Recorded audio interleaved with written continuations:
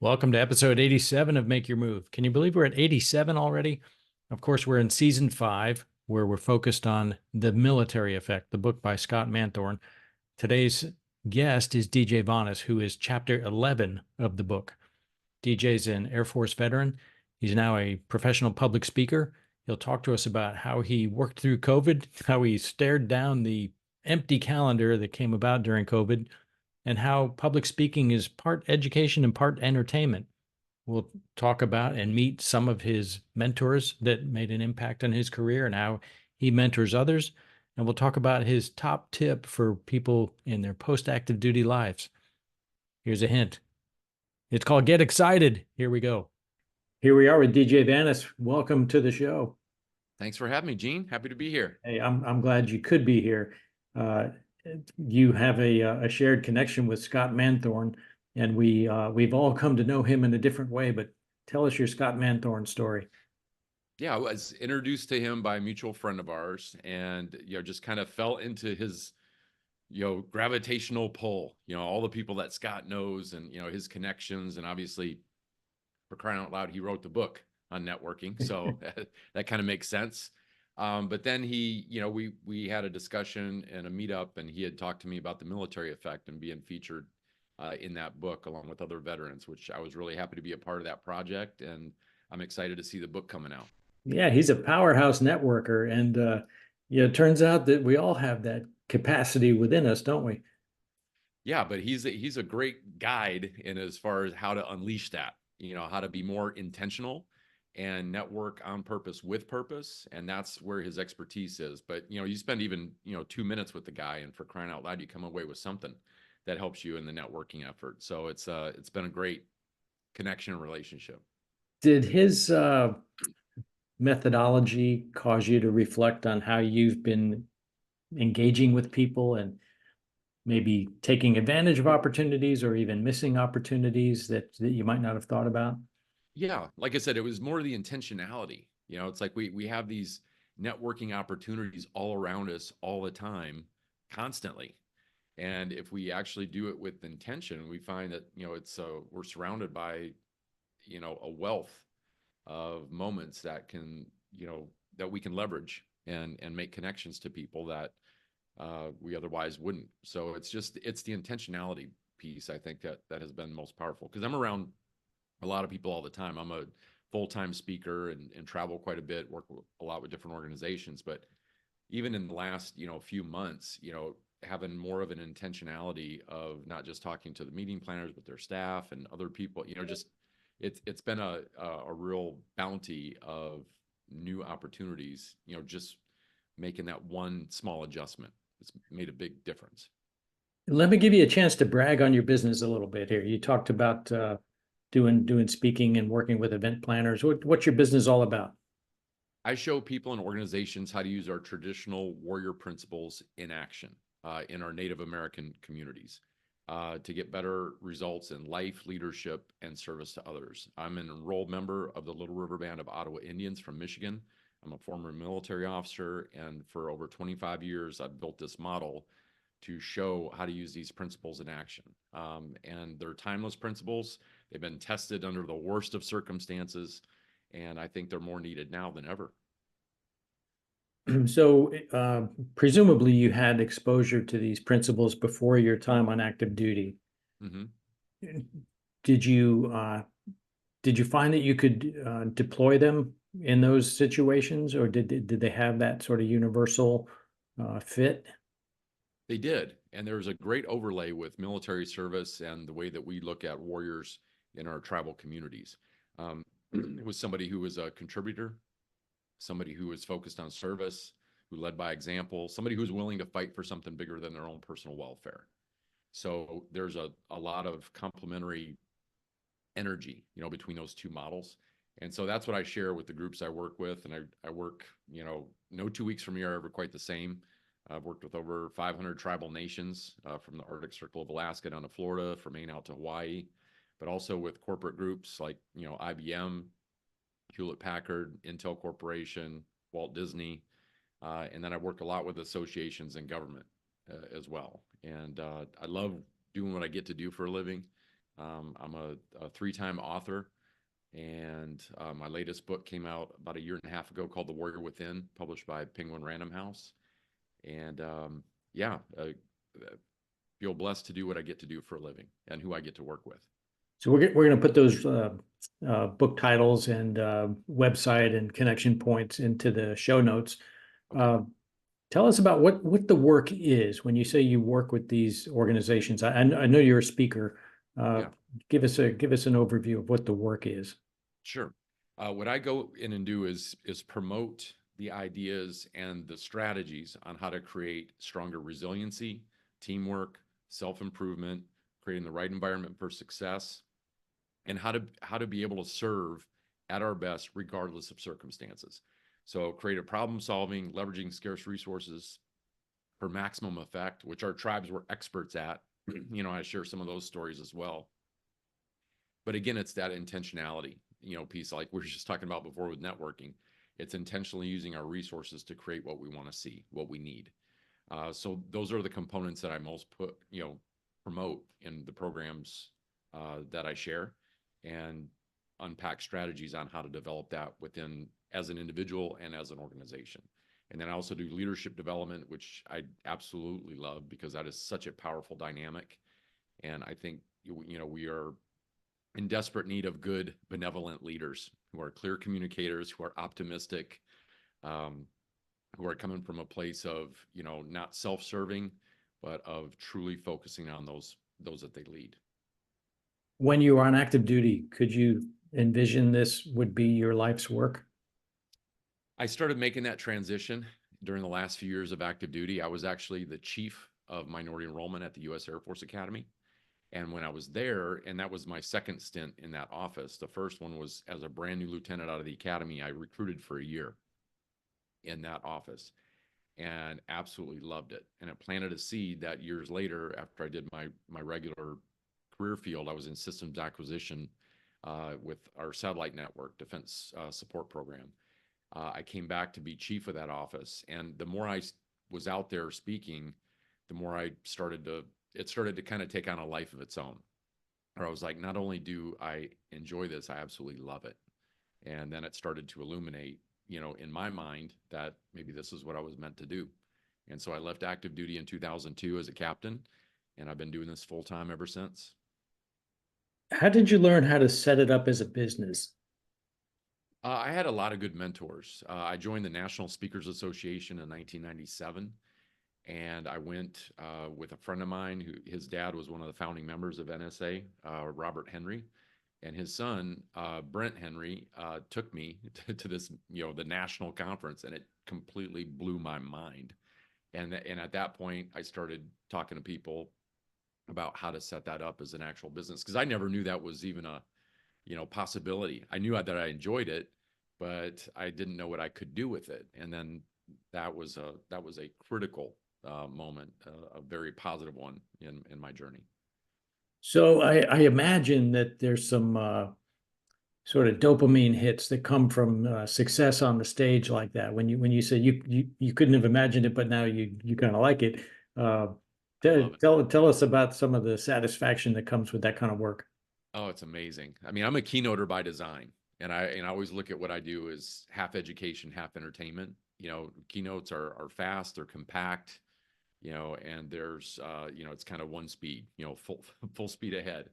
But I absolutely love it. And when I feel like I'm really connecting, it doesn't even feel like it's me up there. I feel like I'm floating and I'm kind of like just channeling, something higher. And it's amazing, but just be able to, connect with people, do what I can to help them in their journey to improve, to become a better version of who they are and how they do what they do, is a joy.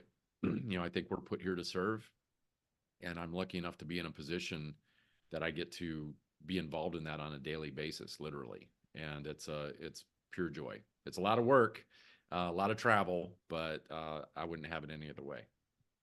So COVID was probably a line of demarcation of sorts. Was Oh, there yeah. a pre-COVID way of doing things, and then a during COVID way of doing things, and then a post-COVID way? And can you talk about the resilience involved in working your way through that? Absolutely. Oh, COVID wrecked everything. I mean, I lost my entire year's calendar in 3 days. It was a gut-wrenching moment. And, when you see an empty calendar, and this is what I do, this is my primary income, it was a little bit concerning. And so I basically reinvented, how I delivered my content. And, with the camera, I had a Microsoft Life Cam shoved in the back of a drawer in my office, and it was covered in dust. I had used it twice, and it was never to present. It was just to show up into a meeting. And that was the first time I started using it to actually deliver programs. And at the beginning of it, I absolutely hated it because I love doing what I get to do because I love being around people. And that's you share energy and space and breath. It's a different experience doing it just on camera. I called it the eye that doesn't blink. And I hated it at the beginning because it was just so different. And I had to actually have a talk with myself because after a few weeks of complaining and griping and whining, I finally just had a heart to heart. I went walking. I was like, DJ, you got to get out of your own way on this stuff. This isn't about you. This is about delivering your content. Stop crying about it. Do the best that you can. And you have to go on faith with the camera. When you got 500 people online, you have to go on faith that what you're saying is landing, that when you make a, joke that, you imagine them laughing, even if you can't see it because it's, dark screen. So it was a big adjustment, but I ended up doing in a 1 year span, I did 110 virtual programs for clients. And, I got used to it. I got pretty good at it. And, but I still missed the live, you know, uh, productions. And now we're back to, we did hybrid for a while, some virtual, some in person, and now it's pretty much all in person. Virtual's definitely more the exception. And we're finally back to some semblance of normal, you know. But it's nice to be able to, having gone through that experience, now I have a whole new set of tools in my toolkit to be able to do, programs this way. Thinking about the half education part that you mentioned, how do adults best learn when they're in an environment listening to a speaker? How do you keep them off the phones, for example? Well, that's the entertainment part, Gene. Like if you can't make it fun, you're going to lose your crowd. And that's always the thing with speaking is, you have to have, you can't be pure education and no entertainment because that becomes very dry. People have short attention spans and you lose them, no matter how good your content is. But if it's all entertainment and rah, rah, let's go get them, and there's no meat on the bones, there's no education there, then that's, what I call a warm bath session. You feel good in the moment, but when it's done, you've got nothing to work with. You just go back to, normal operations.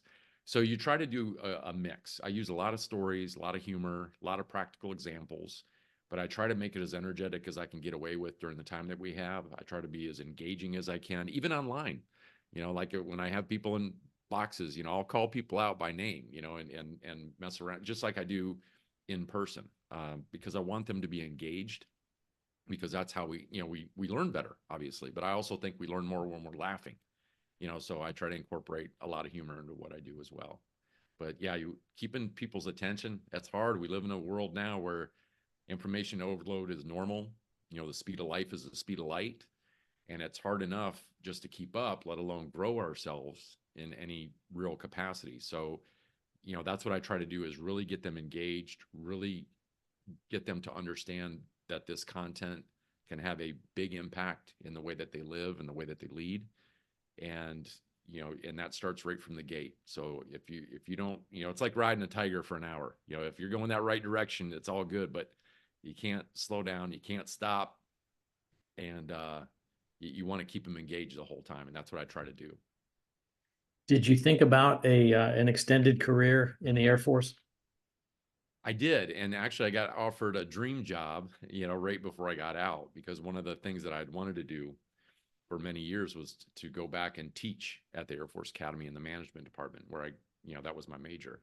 And I actually had an opportunity to do that towards the end of my career. And it was a real gut check. It was like I was already setting myself up to get out. And then that temptation, that shiny thing gets dangled. And it was a real gut check. And I said, no, that would have been great a couple years ago. But this is really what I felt at my gut level was what I was meant to do. And so I still made the decision. And it was scary. I mean, I left at the 10-year point. You get a handshake and a thanks for your service. You get no benefits, no medical care, so it was scary. I had a family. It was, you're trying to pay bills.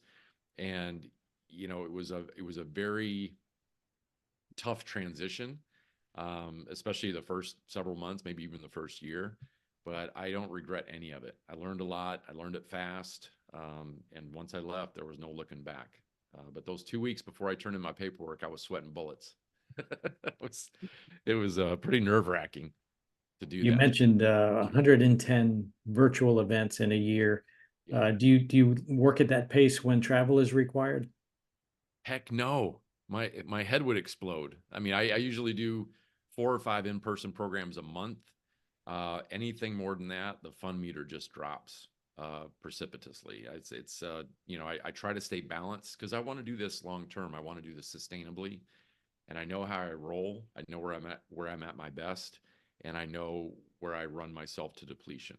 And I've over the years you learn that, and if you don't manage your schedule will manage you.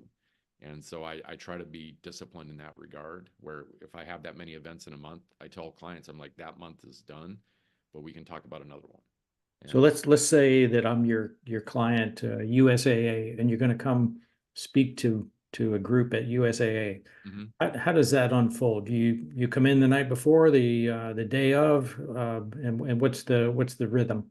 Yeah, always come in the night before. I don't want to stress the meeting planner out, and I don't want the stress either. So I want to make sure I'm on site on the ground. Usually the day typically will be a keynote. Then we'll do either an additional workshop or something smaller, a little bit more intimate, maybe with the leaders. So kind of a general purpose program on self-improvement, improving our service, our effectiveness and efficiency, and kind of have a motivational session in that regard, and then kind of smaller breakout with leaders, to develop their leadership skill sets further. And then usually like a book signing. A lot of clients will buy books for all their folks, and then we'll do a book signing. And those are always a blast. I mean, that's one of the joys of writing a book, is getting to sign it for people. And I never just sign a book. I always put a message in there. Sure. But it gives you one-on-one time with folks, and sometimes those are the best conversations. That's where I'm learning a lot. And sometimes, the people that are around the group that are listening to the conversation, it's a win-win for everybody. It's really fun to do that. But that's typically the way that the day will flow. What parts of your business do you let other people handle for you? Not nearly enough.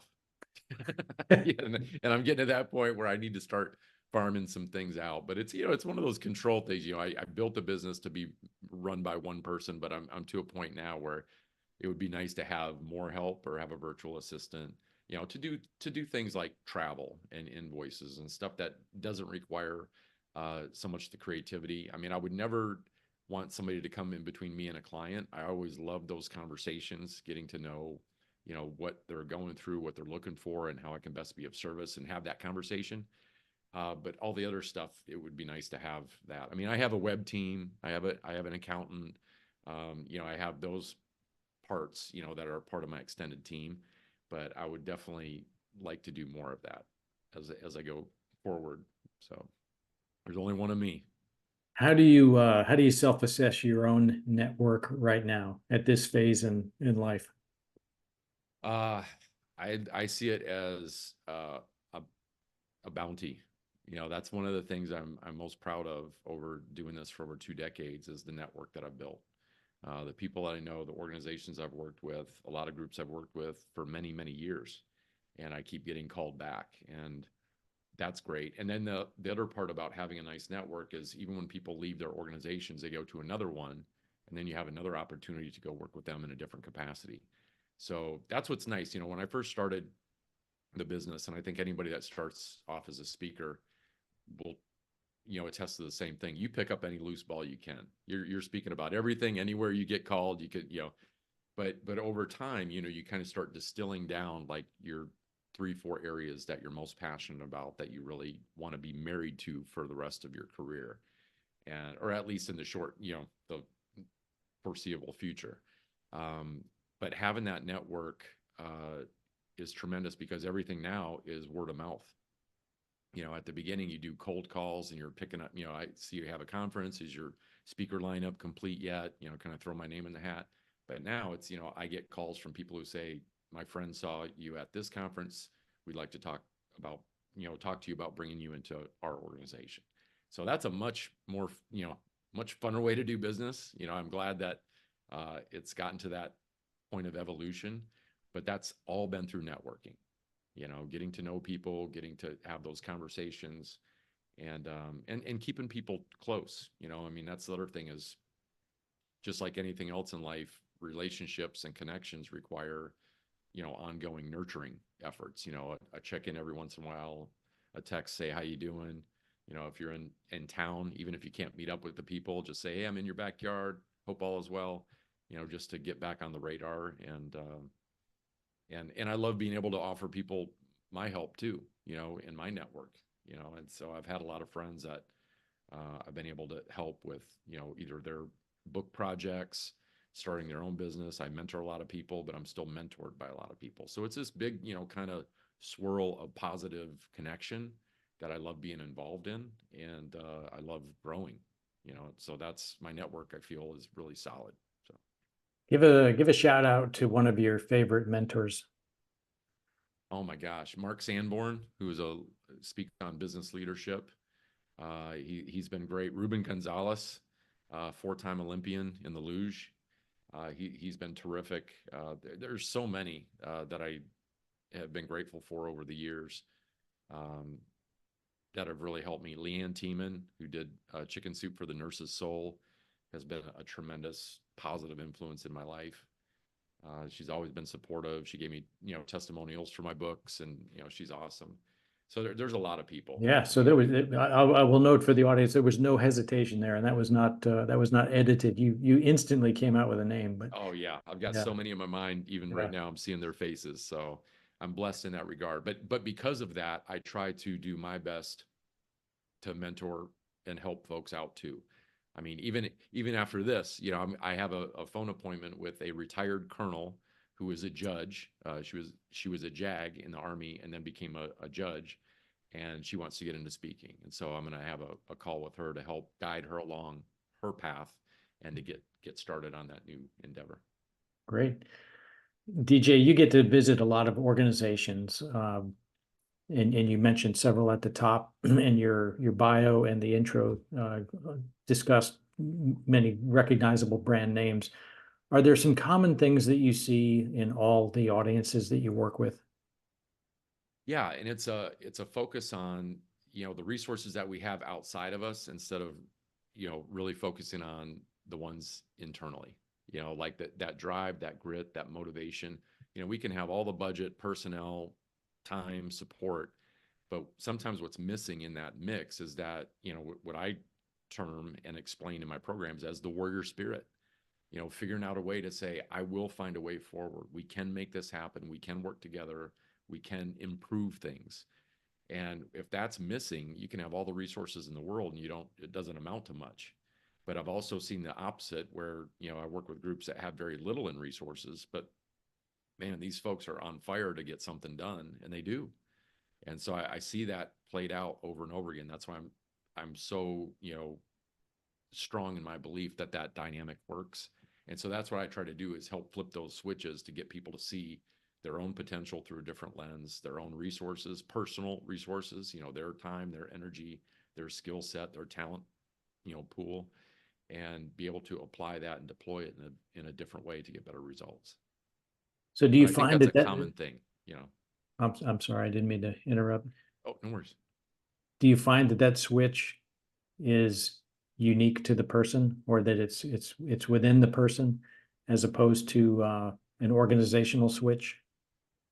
Yes, I think it's an individual thing, and it's endemic. I mean, we are all so busy being busy that we sometimes forget about what else we can do. And it's not about working harder. Everybody's working plenty hard, but it is about working smarter. Using the good stuff that makes us uniquely and powerfully us in a service environment, and using it in a different and more intentional way.